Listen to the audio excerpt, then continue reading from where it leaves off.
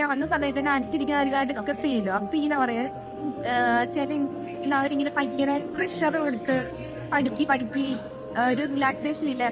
ഇവിടെ പറയുന്നു വോയിസ് ആണോ എന്താ ബോറടിക്കുമ്പോൾ 15 മണിക്ക് കാപ്പി ഓർക്കാൻ പോകും.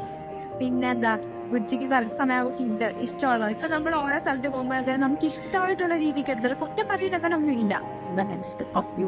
എന്തായാലും അപ്പൊ നമ്മളൊക്കെ അത്രയും ഒരു ഇത് കിട്ടുമ്പോൾ നമ്മൾ ബാക്കിയുള്ളവരോടും പറയും നല്ലത് കിട്ടുമെന്ന് നമ്മൾ പറയാം. അല്ലെങ്കിൽ ഇപ്പൊ ഞാനിപ്പോ വർക്ക് ചെയ്തിട്ടാണ് കുറേ പേര് മെർലിനില്ലേ അവൾ വേറൊരു ഇത് സ്ഥലത്ത് പഠിച്ച് എക്സാം എഴുതിയതാ. പക്ഷെ എന്റെ റൂട്ടിൽ അവൾ ചെയ്തോട്ടെ നൈഷേന്ന് പറഞ്ഞത് ഇവിടെ വന്നിട്ട് എക്സാം എഴുതിയാടാ.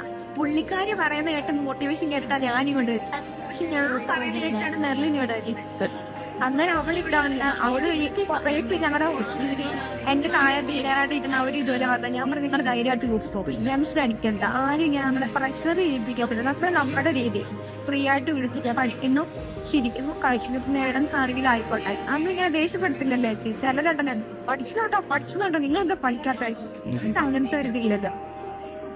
എന്റെ ക്ലാസ്സിൽ എന്റെ കോമഡി സത്യം ഞാൻ പറയാൻ ലാസ്റ്റ് ദിവസം പോകുന്നതിൻ്റെ അന്ന് നമ്മുടെ വയ്ക്കാനാണ് മാനേജ്മെന്റ് മാനേജ്മെന്റ് അത് പഠിച്ചിട്ട് എല്ലാം ഇങ്ങനെ നമ്മൾ പഠിക്കാൻ ഫിക്സ് ആവില്ല. അവിയിൽ വരുവാൻ കിടക്കാമല്ലോ. പക്ഷെ കാണിക്കിട്ട് പറഞ്ഞു തന്നപ്പോഴത്തേക്ക് ഇപ്പൊ എല്ലാം കറക്റ്റായി.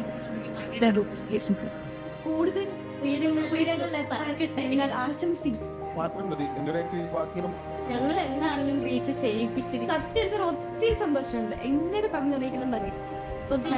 സ്നേഹം മാത്രം. Thank you Maji.